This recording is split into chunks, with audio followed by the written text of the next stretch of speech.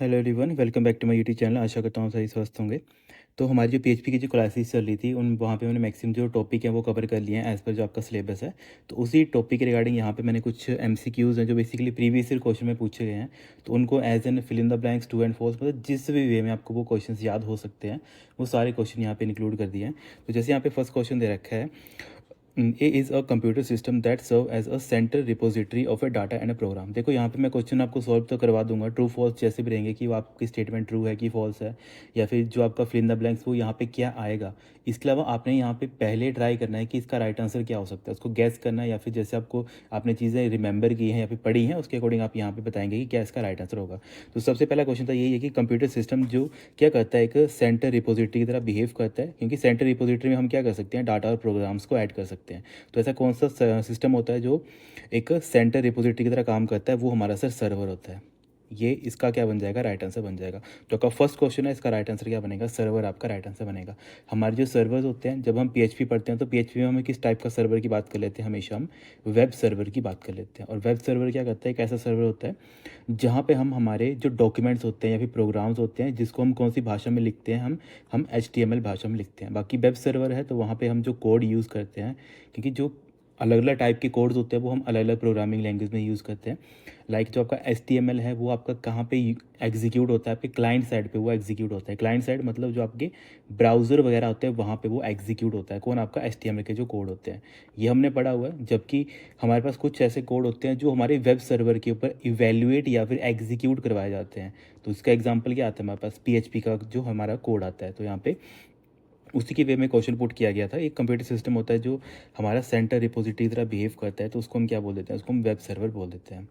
Next question है हमारे पास, the server side environment that run a scripting language is called.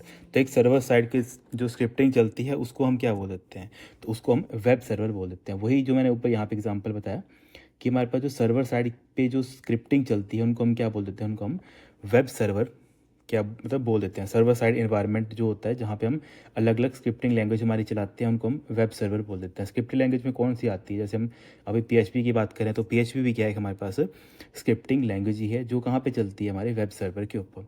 Next है हमारे पास PHP इज तो कैसा है ये PHP, सर हमारा ये सर्वर साइड स्क्रिप्टिंग लैंग्वेज है। ये भी ईजी क्वेश्चन है।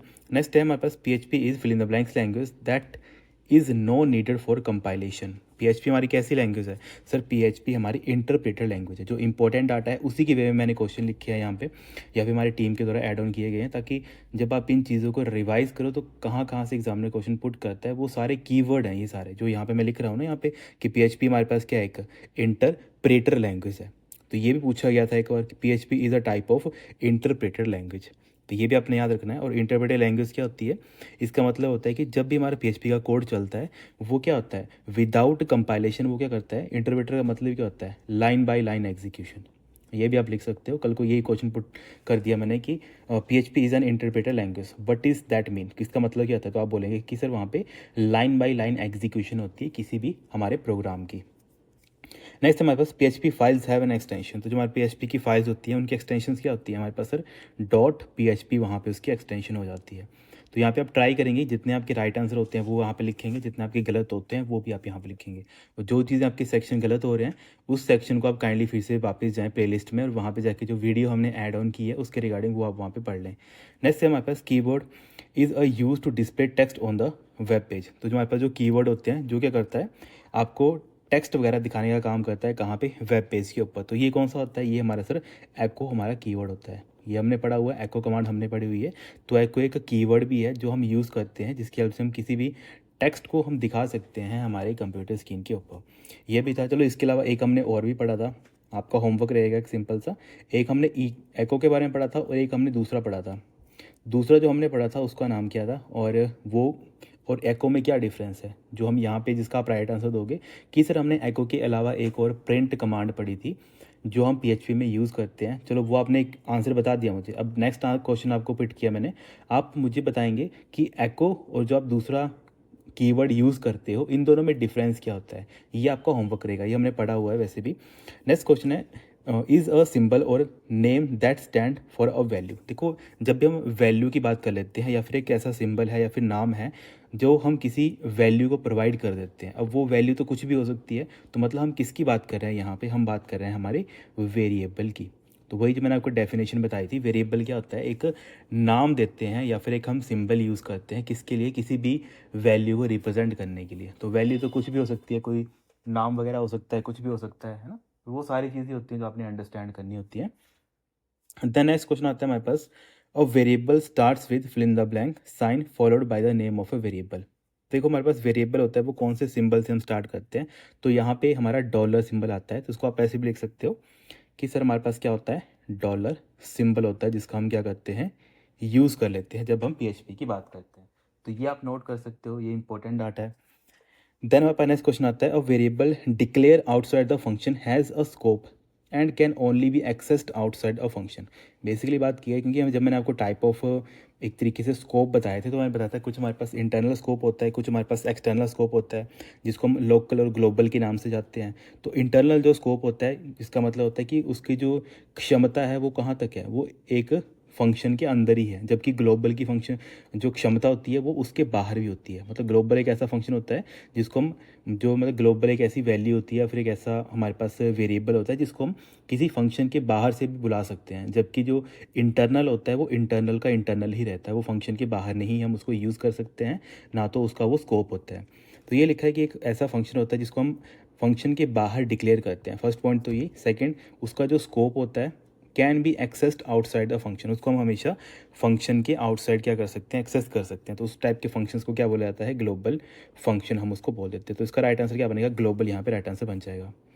द नेक्स्ट क्वेश्चन आता है हमारे पास, a variable declared within a function has a scope and can only be accessed within that function. वही चीज़ कि आपका जो फंक्शन, जो वेरिएबल है, आप उसको एक फंक्शन के अंदर डिक्लेयर करते हो और उसका जो बाहर, मतलब उसकी जो क्षमता है वो कहाँ तक जा सकता है, कि सर वो इसी एरिया तक ही रह सकता है, मतलब इसी फंक्शन के अंदर ही हम उसको यूज़ कर सकते हैं। अगर मैं चाहूँ कि इस फंक्शन के मुझे बाहर उसको यूज़ करना है, ठीक है, मान लो ये वाली लाइन है, ये क्या है, फंक्शन का एक बॉक्स है आपका।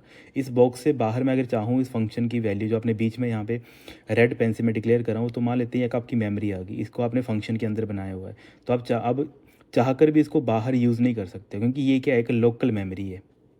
तो वही लिखा है कि एक वेरिएबल है या फिर एक ऐसी मेमोरी है जो आप फंक्शन के अंदर डिक्लेयर करते हो, और जो उसका स्कोप होता है, मतलब कितना दूर तक हम उसको यूज़ कर सकते हैं मेमोरी को, तो वो क्या होता है, सिर्फ और सिर्फ उसी फंक्शन के अंदर, मतलब उसका दायरा उस फंक्शन के अंदर तक की होता है। तो उसको हम क्या बोलते हैं, लोकल फंक्शन हम उसको, या फिर लोकल वेरिएबल हम उसको बोल देते हैं। तो ये भी पूछा जाता है।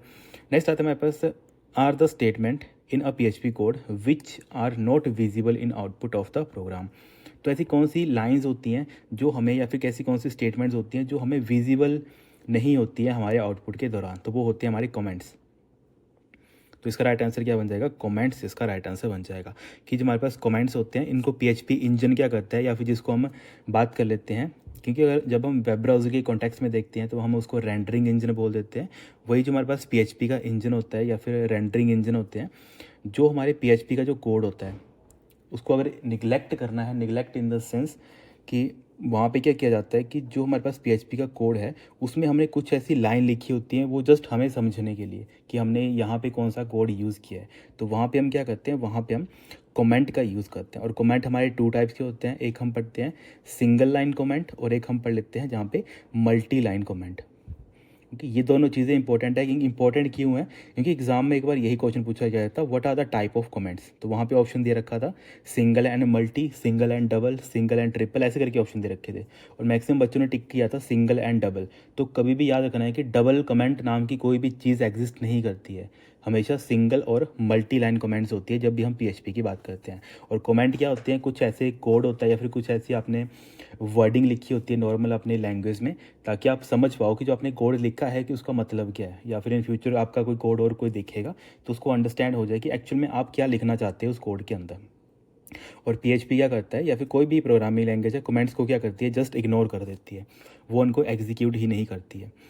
देन नेक्स्ट क्वेश्चन आता है, the fill in the blank statement allow programmer to make decision based on one or more condition. तो ये क्या होती है, हमारे पास इफ़ कंडीशन की यहाँ पे बात की है, कि जो हमारे पास इफ़ कंडीशन होती है या फिर इफ़ स्टेटमेंट होती है, वहाँ पे हम क्या करते हैं, वहाँ पे हम इवेल्युएट कर सकते हैं एक कंडीशन के बिहाफ पे कि हमें क्या चीज़ डिसाइड करनी है। जैसे मैं बोल देता हूँ इफ़ 5 इज़ ग्रेटर देन 3, मैंने सिंपल एक कंडीशन दे दी। अब मैंने यहाँ पे बोला कि अगर ये चीज़ ठीक है तब आप ट्रू कर दो, अगर ये चीज़ ठीक नहीं है ना, तो आप क्या कर दो, इसको फॉल्स कर दो। ठीक है, एल्स यहाँ पे कर दो, आप फॉल्स कर दो। तो आप देख रहे हो आप क्या कर रहे हो, आप सर हम यहाँ पे हमने एक कंडीशन दी, इसके बिहाफ पे कोई आउटपुट आएगा। अब आप मुझे खुद बताओ 5 इज़ ग्रेटर देन 3, 5 3 से बड़ा होता है? हाँ जी सर बड़ा होता है, यस बड़ा होता है। तो यस का मतलब है यहाँ पे कितनी वैल्यू आ जाएगी, बाइनरी की 1 वैल्यू आ जाएगी, क्योंकि बाइनरी की 1 वैल्यू ही आपकी क्या होती है, यस को रिप्रेजेंट करती है। तो जब आपका ये यस हो जाएगा, तो यस होने का मतलब है कि जो यहाँ पे आपने कोड लिखा है वो क्या हो जाएगा, एग्जीक्यूट हो जाएगा। तो यस का मतलब है आपका ये वाला जो कोड है वो एग्जीक्यूट हो जाएगा। और इस कोड के अंदर आपने क्या लिखा है, इस कोड के अंदर आपने लिखा है ट्रू, तो आपका आउटपुट में क्या आएगा, यहाँ पे आपको ट्रू देखने को मिल जाएगा। अब जस्ट इसका उल्टा मान लेते हैं, यहाँ पे 5 इज़ ग्रेटर देन 8 हो जाता, तो इस टाइम पे स्टेटमेंट क्या हो जाती, हमारी फॉल्स हो जाती। तो वहाँ पे रिजल्ट क्या आता आपके पास, नो, और आप बोलते सर नहीं 0। तो जैसे 0 आता तो वहाँ पे कौन सा हिस्सा एग्जीक्यूट होता कोड का, सर नीचे वाला हिस्सा। अगर सच होगा तो ऊपर वाला हिस्सा एग्जीक्यूट होगा, अगर नहीं होगा तो नीचे वाला हिस्सा है वो क्या हो जाएगा, एग्जीक्यूट हो जाएगा। मतलब दो में से कोई एक कंडीशन हमेशा कुछ ना कुछ एग्जीक्यूट होगी ही होगी। तो वही लिखा है कि ऐसी कौन सी स्टेटमेंट होती है जो प्रोग्रामर को डिसीजन लेने के लिए हेल्प करती है बेस्ड ऑन 1 और मोर कंडीशन। ठीक है, अब यहाँ पे तो सिंपल मैंने एक कंडीशन लिखी थी कि 5 इज़ ग्रेटर देन 8। इसके अलावा मैं कुछ और भी लिख सकता हूँ कि 5 is greater than 8 and 8 is also greater than 9। ऐसे ऐसे करके हम मल्टीपल कंडीशन दे सकते हैं। तो उसका मतलब हम किसकी बात करें, वहाँ पे हम इफ स्टेटमेंट की बात करें। देखो क्वेश्चन इजी होते हैं, पर एग्जामिनर जब आपका थ्योरी का नॉलेज होता है प्लस प्रैक्टिकल का जो नॉलेज होता है, अगर उसको उन दोनों को चेक करना है तो इस टाइप के क्वेश्चन वो हमेशा एग्जाम में पुट करते हैं। नेक्स्ट क्वेश्चन है यहाँ पे हमारे पास, the allow programmers to make decision based on either this or that condition. तो इसके लिए हम किसका बात करते हैं, यहाँ पे हम इस एल्स की बात कर लेते हैं। जो मैंने अभी आपको बताया ना, दिस और दैट, दिस मतलब अगर ट्रू होगा तो ये वाला इसका कोड चलेगा, अगर नहीं होगा तो ये वाला कोड चलेगा, है ना। तो इसको हम बोलते हैं this or that, based on that condition, कि जो कंडीशन है, अगर इफ़ में वही चीज़ मैंने बोली कि अगर एक चीज़ येस होगी तो येस होगी मतलब इफ़ वाला कोड चलेगा, अगर कोड नहीं होगा मतलब जो हमारी कंडीशन है वो गलत होगी, तो इसका मतलब हमारा एल्स वाला जो कोड है वो एग्जीक्यूट होगा। तो इसको हम बोलते हैं दिस और दैट कंडीशन। तो इसका मतलब है इसका राइट आंसर क्या होगा 13 वाले का, इसका आ जाएगा आपके पास सर हम इफ़ एल्स की हम बात कर रहे हैं। ऐसे करके आपने ये चीज़ें अंडरस्टैंड करनी है कि एक्चुअल में जो एग्जामिनर की कोड वर्डिंग होती है वो कैसे क्वेश्चन पुट करता है, वहाँ से आपको ये सारी चीज़ें क्लियर करनी है। नेक्स्ट क्वेश्चन है यहाँ पे, are use to execute the same block of code repeatedly as long as the certain condition is satisfy. तो किसकी बात कर रहे हैं यहाँ पे, ऐसी कौन सी हमने टॉपिक पढ़ा था जहाँ पे हम एक ही कोड को बार बार एग्जीक्यूट करते हैं अनटिल हमारा एक स्पेसिफिक क्राइटेरिया फुलफिल नहीं हो जाता है, तो हम सर लूप्स की बात करते हैं। तो इसका राइट आंसर क्या बन जाएगा, इसका 14 का loops are the right answer. Then next question आता है, fill in the blank, loop work only on array. ये काफ़ी इंपॉर्टेंट है, मोस्ट इंपॉर्टेंट है, काफ़ी बार एग्जाम में पूछा गया कि ऐसा कौन सा हमारे पास लूप होता है जो सिर्फ और सिर्फ एरे के लिए हम यूज़ करते हैं। तो इसका नाम होता है फॉर ईच। ये मैंने आपको काफ़ी इंपॉर्टेंट पहले ही बताया था और अब फिर से बता रहा हूँ, ये काफ़ी इंपॉर्टेंट है कि एक ऐसा लूप होता है जो सिर्फ और सिर्फ एरे के लिए काम करता है, तो वो हमारा एक तरीके से फॉर ईच लूप होता है। नेक्स्ट क्वेश्चन है हमारे पास, function return the length of a string. तो यहाँ पे कुछ ऐसे फंक्शंस होते हैं जो प्री डिफाइंड फंक्शन होते हैं, जैसे हमने फंक्शन के बारे में पढ़ा था। तो मैंने आपको बताया था हमारे पास जो फंक्शंस होते हैं वो हमारे मेनली 2 टाइप्स के होते हैं। एक होते हैं जिसको यूज़र खुद डिफाइन करता है, यूज़र डिफाइंड फंक्शन। कुछ ऐसे फंक्शन होते हैं जो पहले से ही प्रोग्रामिंग भाषा में बनाए गए हैं, लाइक हमारे पास जैसे यहाँ पे क्वेश्चन पुट किया है कि ऐसा कौन सा फंक्शन है जो किसी स्ट्रिंग की मतलब किसी भी टेक्स्ट की लेंथ हमें बताता है, तो उसका नाम आता है हमारे पास स्ट्रिंग लेंथ, STRLEN फंक्शन आता है। तो कुछ ऐसे फंक्शन है जो पहले से बने हैं, जैसे एग्जांपल आ गया स्ट्रिंग लेंथ, इनको हम बोल देते हैं बिल्ट इन फंक्शन। ठीक है, मतलब बिल्ट इन फंक्शन का मतलब क्या होता है कि पहले से ही बने हुए फंक्शन है, और ये किसके, क्योंकि हम PHP पढ़ रहे हैं तो PHP के ही built in function. User defined function होते हैं जिसको आप खुद बनाते हो अपने अकॉर्डिंग, जबकि कुछ फंक्शन ऐसे होते हैं जो पहले से ही बनाए गए होते हैं किसी प्रोग्रामिंग भाषा में। जैसे यहाँ पे एक क्वेश्चन पुट किया था कि ऐसा कौन सा फंक्शन है जो पहले से बना हुआ है जो रिटर्न करता है लेंथ ऑफ द स्ट्रिंग, कि जो स्ट्रिंग है उसकी लेंथ कितनी है। जैसे एग्जाम्पल ले लेता हूँ मैं, यहाँ पे मैंने यहाँ पे कर दिया STRLEN और यहाँ पे मैंने सिंपल लिख दिया ABC, है ना, ऐसे करके मैंने लिख दिया। तो जब ये फंक्शन मेरा चलेगा तो इसका आउटपुट कितनी आएगी, 3 आएगी। अब खुद बताओ लेंथ कितनी है इसमें कितने अक्षर हैं, सर 3 अक्षर हैं, A और B और C, तो इसका मतलब आंसर कितना आएगा, 3 आएगा। तो ऐसे करके जो आपका स्ट्रिंग लेंथ फंक्शन होता है ये क्या करता है, आपको बेसिकली किसी भी स्ट्रिंग की आपको एग्जैक्ट लेंथ बताने का काम करता है। नेक्स्ट क्वेश्चन आता है हमारे पास, function count the number of word in the string. तो नंबर ऑफ वर्ड अगर आपको काउंट करने हैं तो इसके लिए आप क्या करते हो, मतलब यहाँ पे क्या है, हर एक जो वर्ड होता है, हर एक जो शब्द होता है उसको यहाँ पे काउंट करता है। अब इसका एग्जांपल अगर मैं सिंपल सा ले लूँ तो मैं यहाँ पे लिख देता हूँ स्ट्रिंग वर्ड काउंट। ठीक है, इसको लिखने का तरीका भी ऐसे होता है पीएचपी के अंदर, है ना। तो इसको आप ऐसे लिख सकते हो स्ट्रिंग वर्ड काउंट। तो यहाँ पे लिख देता हूँ दिस इज़ माई बुक, ऐसे करके मैंने यहाँ पे इसको लिख दिया। अब आप मुझे खुद बताओ यहाँ पे कितने शब्द हैं। यहाँ पे मैं अल्फ़ाबेट की बात नहीं कर रहा हूँ, यहाँ पे मैं बात कर रहा हूँ शब्द की। ठीक है, अल्फ़ाबेट क्या होता है, करैक्टर होता है जिसको आप एक अक्षर बोलते हो, पर मैं यहाँ पे बात कर रहा हूँ एक पूरे के पूरे शब्द की। तो कितने शब्द है सर हमारे पास यहाँ पे, एक शब्द सर ये आ गया हमारे पास, दूसरा शब्द हमारा ये आ गया, तीसरा शब्द हमारा ये आ गया, चौथा शब्द हमारा ये आ गया। तो इसका मतलब है स्ट्रिंग वर्ड काउंट ये हमें कितना आंसर देगा, हमें 4 यहाँ पे आंसर देगा, क्योंकि यहाँ पे जो मैंने स्टेटमेंट लिखी थी यहाँ पे कितने हमारे नंबर ऑफ वर्ड्स हैं, यहाँ पे हमारे पास सर 4 वर्ड्स हैं। तब आपको लग गया क्या होता है, function that count the number of word. तो वो हमारे पास कौन सा फंक्शन होता है, स्ट्रिंग वर्ड काउंट फंक्शन वो हमारा होता है। हमेशा याद रखना है कि जब भी हम फंक्शन लिखते हैं उसके आगे हमेशा आपने ऐसे लिखना है स्ट्रिंग वर्ड काउंट, और ये वाले फंक्शन, जो ये वाला ब्रेसिस होती हैं वो आपने कभी नहीं भूलनी। जो यहाँ पे ये ब्रेसिस मैंने लिखे ना इसको फंक्शन ब्रेसिस बोलते हैं। तो इसका राइट आंसर क्या हो जाएगा, string word count. Then next question है हमारे पास, फंक्शन रिवर्स अ स्ट्रिंग। किसी भी स्ट्रिंग को उल्टा करना, जैसे आपने अभी ABC लिखा है, अगर आपको इसका उल्टा लिखना है, उल्टा मतलब CBA, तो उल्टा करने के लिए हमारे पास एक फंक्शन होता है जिसको हम बोलते हैं स्ट्रिंग रिवर्स फंक्शन। तो यहाँ पे आ जाएगा STRREV फंक्शन। ओके, तो बस काम करने का तरीका तो सेम ही होगा।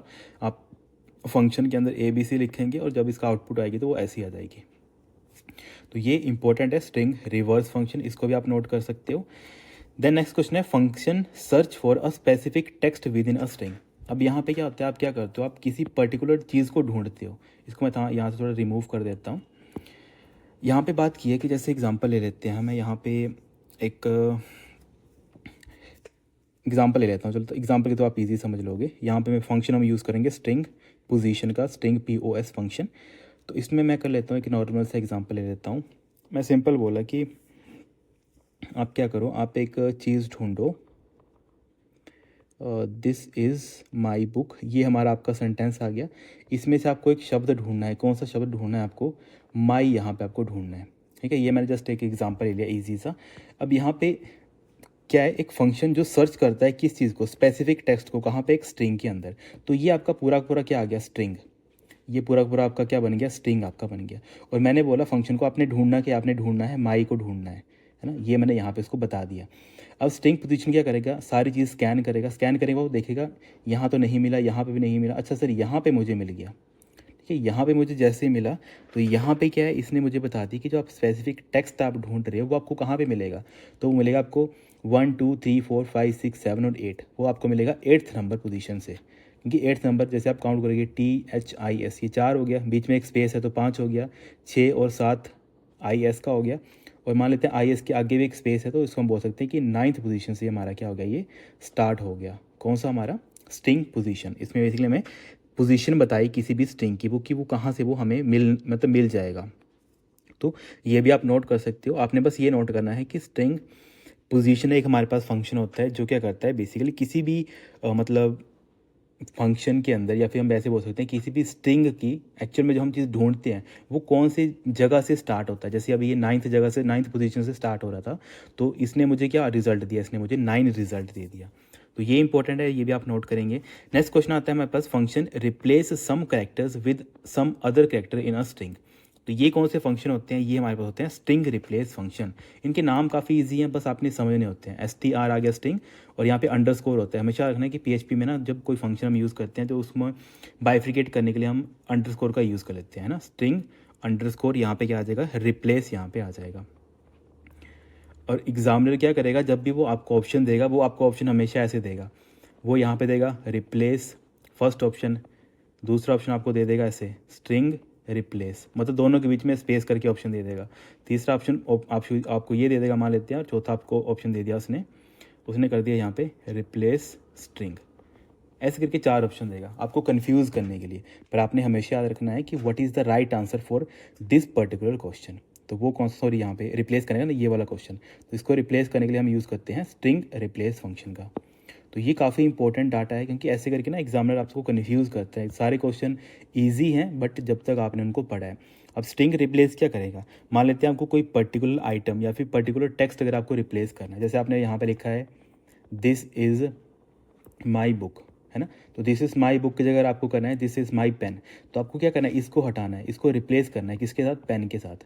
तो ये किसके थ्रू कर सकते हो, कौन से फंक्शन के थ्रू, आप स्ट्रिंग रिप्लेस फंक्शन के थ्रू आप कर सकते हो। नेक्स्ट क्वेश्चन है हमारे पास, question number 21, function return a part of a string.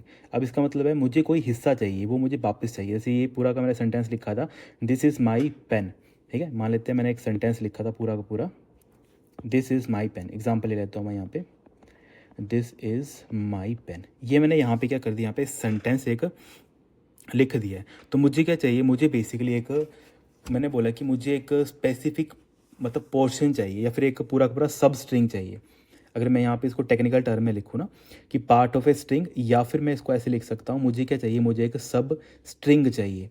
दो क्वेश्चन है, मतलब दो तरीके से मैं क्वेश्चन पुट कर सकता हूँ। फर्स्ट यही है कि आप मुझे एक स्ट्रिंग का, मतलब ये पूरा पूरा मेरा क्या है, ये पूरा पूरा मेरा एक स्ट्रिंग है, इस स्ट्रिंग का मुझे एक पर्टिकुलर हिस्सा आप मुझे दो, और उस पर्टिकुलर हिस्से को और किस तरीके से मैं आपसे पूछ सकता हूँ कि आप मुझे क्या करो, एक स्ट्रिंग का सब स्ट्रिंग मुझे ला कर दो। तो जब भी सब स्ट्रिंग लाकर आपको देना है या फिर एक्सट्रैक्ट करना है किसी भी बड़े मतलब स्ट्रिंग के ऊपर से, तो आपको क्या करना पड़ता है, आपको एक फंक्शन यूज़ करना पड़ता है, उसका नाम आता है सब स्ट्रिंग फंक्शन, SUBSTR फंक्शन। तो जब आप ये फंक्शन यूज़ करेंगे तो इसके थ्रू आप क्या कर सकते हो, कोई भी पर्टिकुलर आपको जब स्ट्रिंग चाहिए, जैसे आपको माई चाहिए तो आप माई वहाँ से लेकर आ सकते हो, या तो अगर आपको पेन चाहिए तो आप पेन वहाँ से लेकर आ सकते हो। मतलब वही है, किसी पर्टिकुलर आपका जो टेक्स्ट है उससे कुछ आपको हिस्सा लेकर आना है, दिखाना है किसी को, तो उसके लिए आपको सब स्ट्रिंग फंक्शन का यूज़ करना पड़ेगा। तो क्वेश्चन नंबर 21 का आपका सब स्ट्रिंग राइट आंसर बन जाएगा। देन हमारे पास नेक्स्ट क्वेश्चन दे रखा है, इसको मैं यहाँ पे रेज कर देता हूँ, ठीक है। जिनको नहीं पता है वो काइंडली ये सारे क्वेश्चन नोट कर लेंगे, कि ये सारे क्वेश्चन ऐसे हैं जो एग्जामिनर पक्का आपसे पूछेगा ही पूछेगा।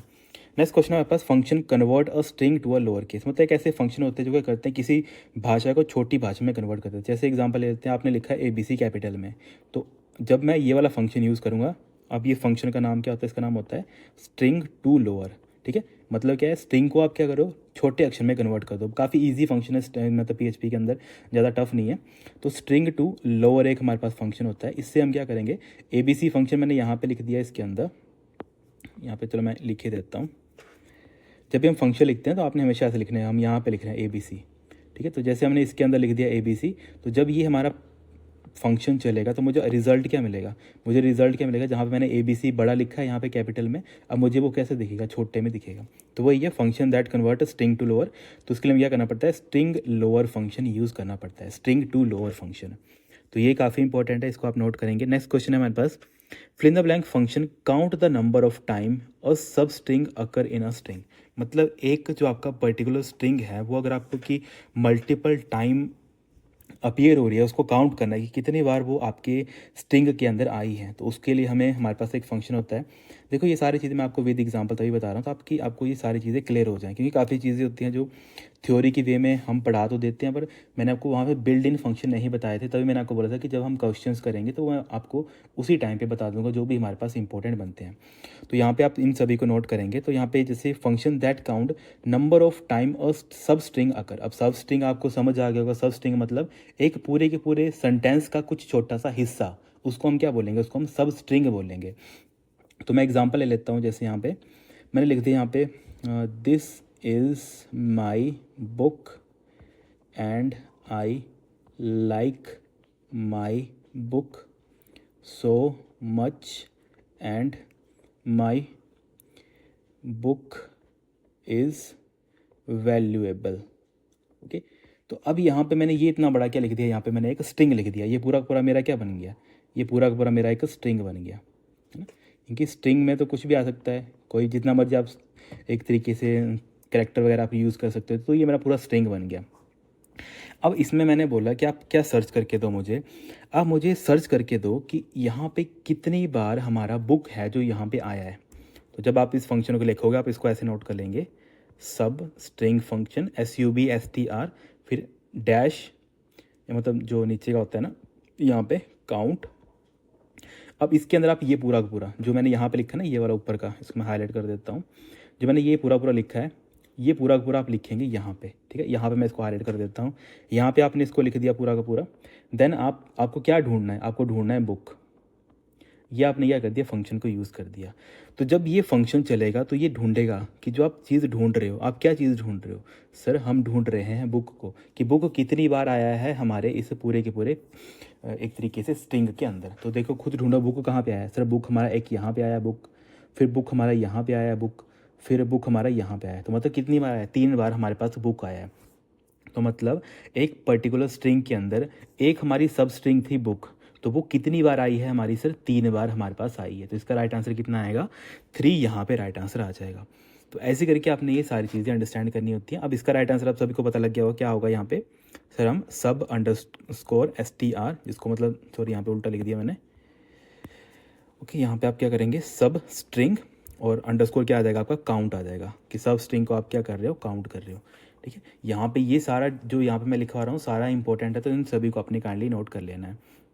देन नेक्स्ट क्वेश्चन आता है, fill in the blank, convert the first character of each word into a string, या फिर अपर केस में वो कन्वर्ट कर देता है। तो उसके लिए आप किस फंक्शन का यूज़ करेंगे, तो उसके लिए हम यूज़ करते हैं UC वर्ड फंक्शन का। तो काफ़ी इंपॉर्टेंट है, इसको आप ऐसे नोट कर लेना कि सर हमारे पास एक UC वर्ड्स नाम का फंक्शन होता है। इसको यहीं पे लिख लो इसके साथ ही, UC वर्ड्स फंक्शन है ना। ये क्या करता है बेसिकली, ये कैपिटल कर देता है हर एक फर्स्ट लेटर ऑफ स्ट्रिंग।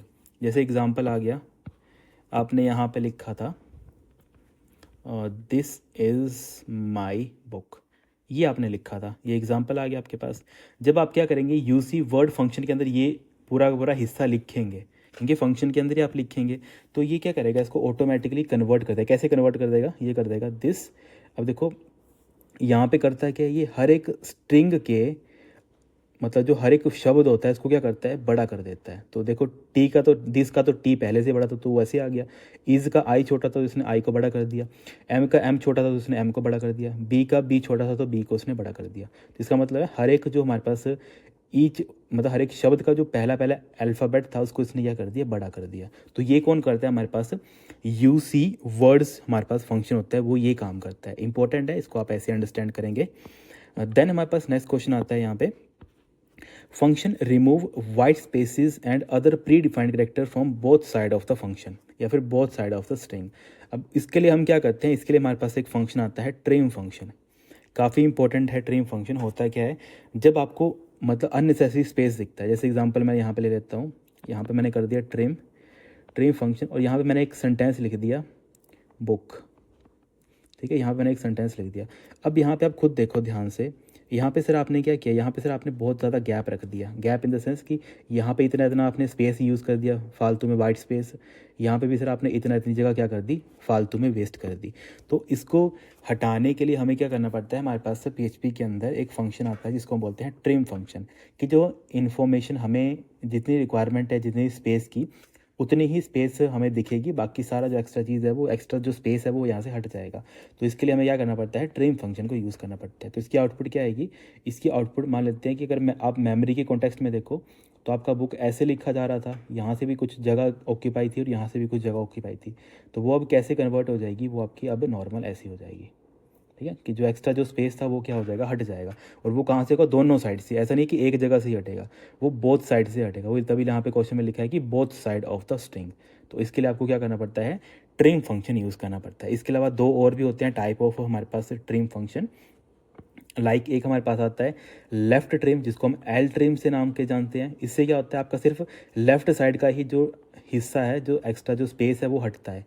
एक हमारे पास आता है आर ट्रिम, जिसको हम राइट साइड का ट्रिम बोलते हैं। उससे सिर्फ और सिर्फ मतलब लेफ्ट साइड का वैसे ही रहेगा, उससे राइट साइड का ही जो एक्स्ट्रा स्पेस होगा वो यहाँ से हट जाएगा। तो ये भी दोनों अलग अलग होते हैं। एल ट्रिम क्या करता है, लेफ्ट साइड का हटाता है। आर ट्रिम क्या करता है, राइट साइड का जो स्पेस होता है उसको हटाता है। जबकि ट्रिम क्या करता है, ट्रिम बोलता है कि तुम दोनों अपना दोगलापंती छोड़ो, मैं दोनों साइड के हटाऊंगा, मैं इसके लेफ्ट का भी हटाऊंगा और इसके राइट साइड का भी हटाऊंगा। तो ये 3 टाइप के फंक्शन होते हैं ट्रिम हमारे। तो ये इंपॉर्टेंट है, इनको भी आप नोट कर लेना। नेक्स्ट क्वेश्चन आता है हमारे पास, a series of a character. तो जो हमारे पास सीरीज ऑफ करेक्टर्स होते हैं इनको हम क्या बोलते हैं, कितनी बार मैंने अभी बताया आपको, क्या बोलते हैं उसको, हम स्ट्रिंग बोलते हैं। कि जो सीरीज ऑफ करेक्टर्स आप लिखते हो इसको क्या बोला जाता है, इसको आप स्ट्रिंग बोलते हैं। तो 26 भी आपको याद हो जाएगा अब, तो काफ़ी इंपॉर्टेंट है, ये भी ईजी क्वेश्चन है आई नो। बट ये सारे क्वेश्चन वैसे हैं जो हमने पढ़े हुए हैं, बट कई बार ऐसा होता है कि जब आप प्रैक्टिकली या फिर क्वेश्चन के वे में एक क्वेश्चन को पढ़ते हो तब आपको काफ़ी चीज़ें और क्लियर हो जाती हैं। द नेक्स्ट क्वेश्चन हमारे पास, a fill in the blank is a block of statement that can be used repeatedly in a program. तो ऐसी कुछ स्टेटमेंट होती हैं जो बार बार रिपीटली हम यूज़ करते हैं, उसको क्या बोला जाता है, उसको हम फंक्शन हम उसको बोल देते हैं। तो function is a block of statement that can used repeatedly, मतलब उसको आप बार बार यूज़ कर सकते हो।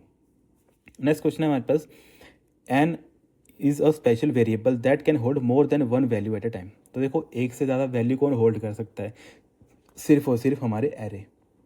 तो यहाँ पे क्या बन जाएगा आपका, array is the right answer. मतलब एरे क्या करता है, एक स्पेशल वेरिएबल होता है जो एक से ज़्यादा वैल्यू होल्ड कर सकता है एक टाइम के ऊपर। नेक्स्ट क्वेश्चन है हमारे पास, an fill in the blank store multiple values in a single variable. अगर आपको मल्टीपल वैल्यू स्टोर करनी है एक पर्टिकुलर मेमोरी के अंदर या फिर एक पर्टिकुलर वेरिएबल के अंदर, तब भी आपको क्या करना पड़ेगा, तब भी हमें सर एरे की ही हम बात कर रहे हैं, तब भी हमें एरे का ही यूज़ करना पड़ेगा। तो यहाँ पे एरे यहाँ पे राइट आंसर हो जाएगा।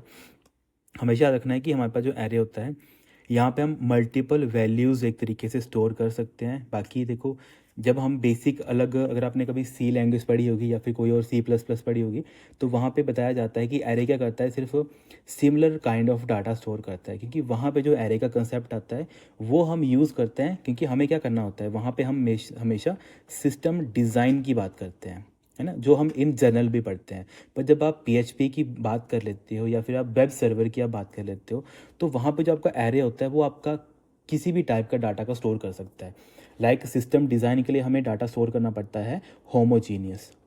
ये इंपॉर्टेंट है कि सिस्टम डिज़ाइन में हमें एक जैसा ही डाटा रखना पड़ता है, क्योंकि अगर हम डाटा मतलब अलग अलग टाइप के डाटा को एक ही समय पे एक ही मतलब कलेक्टिव मेमोरी में स्टोर करना स्टार्ट कर देंगे तो वो आपके लिए कॉम्प्लिकेट हो जाएगा। पर जो हमारे पास वेब सर्वर का जो एरे होता है वो क्या करता है, वो आपका ये काम करता है कि आप यहाँ पे कोई भी टाइप का डाटा स्टोर कर सकते हो। मतलब मान लो ये आपका ये एरे आ गया, एग्जांपल के लिए मैं दोनों चीज़ें आपको क्लैरिफाई कर देता हूँ ताकि आप समझ पाओ इस चीज़ों को कि मैं क्या बोल रहा हूँ। एक तरफ आपका ये एरे आ गया, दूसरी तरफ आपका ये दूसरा एरे आ गया, है ना, यहाँ पे आपका दूसरा एरे आ गया। अब ये आप किसकी बात कर रहा हूँ, ये मैं बात कर रहा हूँ सी या फिर C++ लैंग्वेज की। तो यहाँ पे मैं बात कर रहा हूँ PHP लैंग्वेज की। तो जो C++ में हम जो एरे वगैरह पढ़ते हैं तो वो एरे हमारे क्या होते हैं, होमोजीनियस। अगर आपने साइंस कभी पढ़ी होगी तो हम दो शब्द पढ़ते हैं साइंस के अंदर, एक हम पढ़ते हैं होमोजीनियस, एक हम पढ़ते हैं हेट्रोजीनियस। ठीक है, इसको हीट्रो बोलते हैं, कोई हेट्रो बोलते हैं, जो आप भी समझना हो आप कर सकते हो, है ना, हेट्रोजीनियस। अब होमोजीनियस का मतलब क्या आता है, हम एक ही तरह का डाटा क्या करते हैं, स्टोर करते हैं, या फिर एक ही तरह की जो हमारे पास मतलब प्रजाति वगैरह होती है उसको हम होमोजीनियस हम बोल देते हैं। तो मान लेते हैं कि ये मेरे पास पिंक कलर की प्रजाति है, तो पिंक कलर की प्रजाति एक जैसी है ये सारी, तो ये क्या है हमारे पास होमोजीनियस। जबकि हीट्रोजीनियस क्या है कि सर एक हमारा पिंक है या फिर दो हमारे पिंक हैं, फिर दो हमारे पास जो डाटा है वो हमारे पास ब्लैक है, मतलब क्या है हमारे पास अलग अलग डाटा हो सकता है। तो एक हमारे पास लाल आ गया, ठीक है, मतलब इस हीट्रोजीनियस का मतलब क्या होता है कि यहाँ पे कोई कंफर्म नहीं होता है, यहाँ पे कोई भी आ सकता है। ठीक है, मान लेते हैं एक पिंक आ गया, एक ब्लू आ गया, दो ब्लैक आ गया, एक रेड आ गया। तो यहाँ पे क्या है, जो डाटा है वो डिससिमिलर डाटा है, जबकि ऊपर वाले में क्या डाटा है, वो हमारे पास एक ही जैसा डाटा है, सिमिलर डाटा है। तो जहाँ पे हम सिमिलर डाटा स्टोर करते हैं, इस टाइप की टेक्नोलॉजी या फिर इस टाइप का जो मैकेनिज्म होता है इसको हम मतलब होमोजीनियस बोल देते हैं। जबकि जहाँ पे हम एक ही मेमोरी के अंदर अलग अलग तरह के जो डाटा स्टोर करते हैं उसको हम हीट्रोजीनियस हम उसको बोल देते हैं। अब देखो डाटा कितने टाइप के हो सकते हैं, डाटा सर हमारे पास वही हो सकता है, या तो हमारे पास डाटा कोई टेक्स्ट हो सकता है, या तो हमारे पास कोई वैल्यू हो सकती है ना। तो ये सारा क्या होता है, डाटा हो सकता है। तो जब हम C++ के एरे की बात करते हैं तो वो हमेशा फॉलो करता है होमोजीनियस को। मतलब अगर आप यहाँ पे न्यूमेरिक वैल्यू डाटा स्टोर करें, मतलब अगर आप 10 20 स्टोर कर रहे हो तो आप 10 20 ही वहाँ पे स्टोर कर सकते हो। तो मान लेते हो आप यहाँ पे ABC स्टोर करना चाहो तो वहाँ पे आपको एरर आ जाएगा कि आप क्या कर रहे हो, आप वहाँ पे गलत डाटा स्टोर कर रहे हो। तो उस टाइप के जो हमारे पास एरे होते हैं जब हम C++ में पढ़ते हैं इसको हम होमोजीनियस बोलते हैं, कि सिर्फ और सिर्फ आप एक ही तरह का डाटा वहाँ पे स्टोर कर सकते हो। जबकि जो हमारे पास PHP या फिर जो हमारे पास वेब सर्वर्स होते हैं वहाँ पे हम हिट्रोजीनस टाइप का डाटा स्टोर करते हैं। इसका एग्जांपल क्या है, लाइक यहाँ पे आपने 10 स्टोर कर दिया एक मेमोरी के अंदर, एक एरे के अंदर, उसी एरे के अंदर मान लेते हैं आपने ABC स्टोर कर दिया, उसी के अंदर मान लेते हैं आपने डाल दिया वो 10,000.1.1, ठीक है, मतलब सॉरी 10,000.1.0, मतलब अलग अलग टाइप का डाटा। ये हमारा नॉर्मल इंटीजर डाटा आ गया, ये हमारे पास सर टेक्स्ट का डाटा या फिर जिसको हम स्ट्रिंग बोलते हैं तो स्ट्रिंग का डाटा आ गया। नीचे हमारे पास सर फ्लोटिंग वैल्यू या फिर जिसको आप डेसिमल वैल्यू बोल देते हो वो डाटा आ गया। तो अलग अलग डाटा हमने स्टोर कर दिया, पर कहाँ पे, एक ही मेमोरी के अंदर, एक ही एरे के अंदर। तो ये हम कहाँ पॉसिबल होता है, जहाँ पे अलग अलग डाटा या फिर हिट्रोजेनस डाटा हम स्टोर कर पाते हैं, तो वो हम PHP के अंदर कर सकते हैं। अब पर यही चीज़ अगर आप C++ के वे में आप देखोगे, तो वहाँ पे सिर्फ और सिर्फ आप सिमिलर काइंड ऑफ डाटा, जिसको हम क्या बोलते हैं, होमोजीनियस बोलते हैं, वही आप क्या कर सकते हो, स्टोर कर सकते हो। अगर टेक्स्ट है तो पूरा टेक्स्ट, अगर नंबर है तो पूरा नंबर, अगर फ्लोट है तो या फिर डेसिमल वैल्यू है तो पूरी की पूरी डेसिमल वैल्यू ही आप स्टोर कर सकते हो। कहाँ पे, C या फिर C++ के अंदर। तो ये भी एक छोटा सा डाउट रहते हैं बच्चों के मन में जब हम बेसिक पढ़ते हैं, तो वहाँ पे मैंने सिंपल इतना डीप में नहीं बताया था, क्योंकि अब आपकी जो फर्स्ट मतलब स्टार्टिंग की क्लासेस थी, अगर उस टाइम पे ये सारी चीज़ें मैं आपको थोड़ा और डिटेल में बता देता, तब आप काफ़ी कंफ्यूज हो जाते हैं। पर जब जो बच्चे स्टार्टिंग से ये सीरीज़ पढ़ रहे हैं, तो अभी उनको ये सारी काफ़ी चीज़ें क्लियर हो गई होंगी। अच्छा सर, ऐसी चीज़ें भी होती हैं, तो ये भी आप एक बॉक्स की वे में नोट कर सकते हो, क्योंकि इंपॉर्टेंट है ये सारा चीज़ें। तो ये इंपॉर्टेंट, इसको आप नोट करेंगे। नेक्स्ट हमारे पास यहाँ पे the PHP function is use to create an array variable. तो ऐसा कौन सा फंक्शन है जिसकी हेल्प से हम क्या कर सकते हैं कि एरे वेरिएबल को हम क्रिएट कर सकते हैं। तो इसके लिए वही हमारे पास एरे फंक्शन होता है, इसका नाम होता है हमारे पास एरे। एरे फंक्शन यहाँ पे राइट आंसर बन जाएगा। देन नेक्स्ट क्वेश्चन आता है हमारे पास, there are type of arrays. तो कितने टाइप के हमारे पास एरे होते हैं, तो हमने 3 टाइप के एरे पढ़े थे PHP के अंदर। कौन कौन से पढ़े थे अगर आपको याद हो, एक मैंने बताया था आपके पास इंडेक्स्ड एरे होता है, जहाँ पे हम क्या करते हैं, इंडेक्स वैल्यू की बात कर लेते हैं। दूसरा हमने पढ़ा था एसोसिएटिव एरे, ये भी इंपॉर्टेंट है, मैंने बताया था कि ये काफ़ी बार पूछा जाता है कि how many type of arrays in the PHP। तो इंडेक्स्ड आता है, एसोसिएटिव आता है, और थर्ड हमारे पास मल्टी डायमेंशनल हमारे पास एरे आ जाता है, मल्टी डायमेंशनल। तो 3 टाइप ऑफ एरे हम पढ़ते हैं, जहाँ पे हम PHP की हम बात कर लेते हैं। नेक्स्ट क्वेश्चन हमारे पास, the arrays are the arrays with a numeric index. तो एक ऐसे एरेज होते हैं जहाँ पे हम न्यूमेरिक इंडेक्स की बात करते हैं, तो वो कौन से होते हैं हमारे पास, इंडेक्स्ड एरे। तो यहाँ पे किसकी बात करें, हम फर्स्ट वाले की बात कर रहे हैं, तो यहाँ पे इंडेक्स्ड एरे बन जाएगा राइट आंसर। फिर यहाँ पे जो नेक्स्ट क्वेश्चन दे रखे है, the array are the array with named keys. तो नेम्ड कीज के लिए हमने कौन सा पढ़ा था, जैसे अगर आपको याद हो, नेम्ड की के लिए हमने कौन सा पढ़ा था, तो सर नेम्ड की के लिए आपने हमें एसोसिएटिव एरे बताया था। तो सेकंड के लिए नेम्ड की के लिए क्या बन जाएगा, एसोसिएटेड एरे राइट आंसर बन जाएगा। ठीक है, यही सारी चीज़ें ऐड करने का मतलब यही है, ताकि आपको पता रहेगी किस टाइप से एग्जामिनर आपसे क्वेश्चन पुट करेगा। और आपको मैं हर एक चीज़ बार बार क्लेरिफाई इसीलिए कर रहा हूँ, क्योंकि आपका PHP का एक भी क्वेश्चन गलत नहीं होना चाहिए।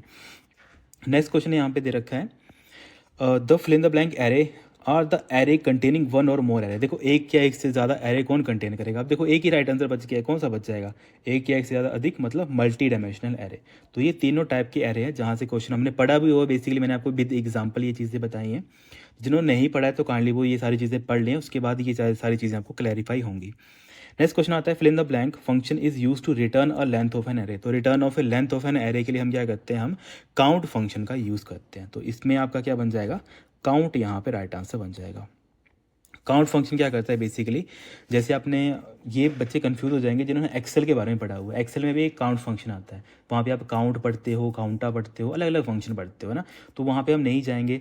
पर जब आप PHP की बात करते हो, तो PHP के अंदर जब आपको किसी एरे की लेंथ फाइंड आउट करनी है कि एरे हमारे पास कितना लंबा है, या फिर कितने हमने उसके अंदर डाटा स्टोर करके रखे हुए हैं, कितने नंबर ऑफ डाटा वहाँ पर प्रेजेंट है।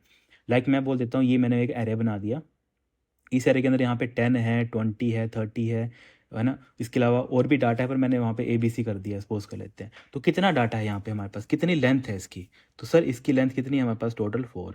तो इसका मतलब है, जब मैं, और इस एरे का नाम मान लेते हैं A एरे है इसका नाम, ओके, इसका मतलब इसका नाम क्या है, A एरे है हमारे पास इसका नाम। तो जब मैं क्या करूँगा, काउंट फंक्शन के अंदर A को लिखूंगा, तो मुझे रिजल्ट कितना आएगा, मुझे रिजल्ट 4 आएगा। कि सर जब आपने एक एरे को देखा, अगर आपको एरे की लेंथ पता करनी है, तो आपने क्या किया, काउंट फंक्शन के अंदर उस एरे को पूछ लिया, उस एरे के बारे में मुझे बताओ। तो वो बताएगा, क्या बताएगा, वो बताएगा एरे में कितनी वैल्यू है जो स्टोर है, 1 है, 2 है, 3 है, 4 है। तो इसका मतलब 4 क्या बन जाएगा, आपका राइट आंसर बन जाएगा। तो ऐसे करके आपने चीज़ें अंडरस्टैंड करनी होती हैं, ये इंपॉर्टेंट है सारी सारी चीज़ें। ऐसा नहीं है कि बस सर हमने यहाँ पे अभी देख लिया और पेपर के टाइम अगर आप भूल लें तो वो आपकी बहुत बड़ी मिस्टेक होगी, क्योंकि एक एक नंबर मायने रखता है। नेक्स्ट क्वेश्चन हमारे पास, a fill in the blank is a block of statement that can be rapidly in a program. मतलब बार बार आप क्या कर सकते हो, रिपीट कर सकते हो। तो वही सेम चीज़ है, हम किसकी बात कर रहे हैं, फंक्शन की यहाँ पे बात करें। काफ़ी क्वेश्चन है जो रिपीट हो गए यहाँ पे, पर वो ये जब हम कोई चीज़ कंटेंट बनाना होता है, कुछ करना होता है, तो हर एक चीज़ हमें देखनी पड़ती है। नेक्स्ट क्वेश्चन हमारे पास, information can be passed to the function through. तो जब हम इन्फॉर्मेशन भेजते हैं फंक्शन में, तो हम कैसे भेजते हैं, तो इन्फॉर्मेशन भेजने के लिए हम किसके ऊपर डिपेंड होते हैं, तो हम डिपेंड होते हैं सर आर्गूमेंट के ऊपर। तो यहाँ पे क्या बन जाएगा आपका, यहाँ पे सिंपल वही है कि information can be passed to a function, कि जो भी हम फंक्शन के अंदर इन्फॉर्मेशन देते हैं तो उसके लिए हम क्या करते हैं, उसके लिए हम आर्गूमेंट के बारे में पढ़ते हैं। मैंने दो चीज़ें आपको पढ़ाई हैं, एक आर्गूमेंट के बारे में, दूसरा आपको पैरामीटर के बारे में। दोनों के यही क्वेश्चन पूछे जाते हैं, what are the difference between argument and the parameter. ये आपके लिए आज होमवर्क भी रहेगा। सिंपल आपका मैं होमवर्क देता हूँ, एक मैंने पहले आपको होमवर्क दिया था और एक आपका ये होमवर्क रहेगा, क्योंकि दोनों इंपॉर्टेंट चीज़ें हैं। What are the difference between argument and parameter. जिसको नहीं पता है वो काइंडली वीडियो देख लें, क्योंकि वहाँ पे मैंने काफ़ी अच्छे ढंग से बताया कि पैरामीटर और आर्गूमेंट में क्या डिफरेंस होता है। तो ये दोनों इंपॉर्टेंट है। इसके बारे में आप अभी नीचे कमेंट करके भी बताएंगे कि what are the right answer. बाकी आपका एक होमवर्क रहेगा। इसके अलावा और भी काफ़ी क्वेश्चन मैंने यहाँ पे ऐड ऑन किए हुए हैं, धीरे धीरे करके हम उनको भी एज एन आपका जो प्रैक्टिस है वो होती रहेगी। बाकी एक आपका टॉपिक अभी और पेंडिंग बचा हुआ है बस पीएचपी का, उसके बाद आपकी पीएचपी की जो पूरे के पूरे जो मतलब थ्योरी की क्लास थी वो सारी खत्म हो जाएगी। वो भी मैं जल्दी ट्राई करूँगा ताकि जल्दी से जल्दी आपका वो कवर हो पाए। पर आज के लिए जस्ट आपके सिंपल सा एक होमवर्क रहेगा। ये जस्ट वीडियो तब बनाई है मैंने ताकि आपकी रिवीजन भी होते रहे, एटलीस्ट आप पता रहे कि आपने कितनी चीज़ें पढ़ी हैं और कितनी चीज़ें आपको याद है, आप कहाँ पे अभी स्टैंड कर रहे हो। तो ये सारा वही चीज़ें हैं जहाँ से एग्जामिनर हमेशा क्वेश्चन पुट करता है और हमेशा क्वेश्चन पुट करेगा ही करेगा। तो इंपॉर्टेंट है, इसको काइंडली आप नोट कर लें। आपका सिंपल होमवर्क रहेगा, what is the difference between argument and parameter. और एक मैंने आपको एक और होमवर्क दिया था, अब यहाँ पे ठीक है, मैंने एक और होमवर्क दिया था तो उसको भी आप काइंडली चेक कर लें। तो दो मैंने आपको होमवर्क दिए हैं, तो इनको आप मुझे नीचे कमेंट करके बताएंगे। काफ़ी इंपॉर्टेंट चीज़ें हैं, जो चीज़ें मैं बोलता हूँ वो सारी इंपॉर्टेंट होती हैं, क्योंकि वही चीज़ें एग्जाम में आती हैं काफ़ी बार।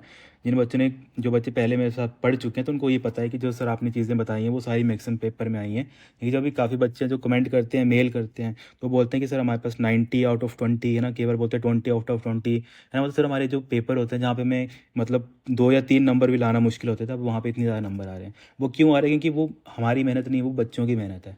हम तो जस्ट अपना 1% देते हैं। मैं हमेशा ये बोलता हूँ, माई कंट्रीब्यूशन इज़ ओनली 1%, रेस्ट 99% आपके एफर्ट है। यानी ये चीज़ हमेशा अपने मन में रखनी है। हम सिर्फ आपको 1% ही दे पाते हैं, बाकी 99% इज़ योर एफर्ट। आप कितना एफर्ट लगाते हो, कितना आप चीज़ों को समझते हो, कितना आप अंडरस्टैंड करते हो, कितना आप चीज़ें पूछते हो, है ना। तो ये सारी चीज़ें मैटर करती हैं। कितना आप होमवर्क करते हो, ये सारी चीज़ें मैटर करती हैं, जिससे थ्रू ही क्या होता है आपका जो ओवरऑल सिलेक्शन आपका होता है। ओके, हाँ ठीक है students, thank you so much, have a great day. बाकी जो आपको होमवर्क दिया है काइंडली इसके बारे में आप नीचे कमेंट करके मुझे ज़रूर बताएंगे।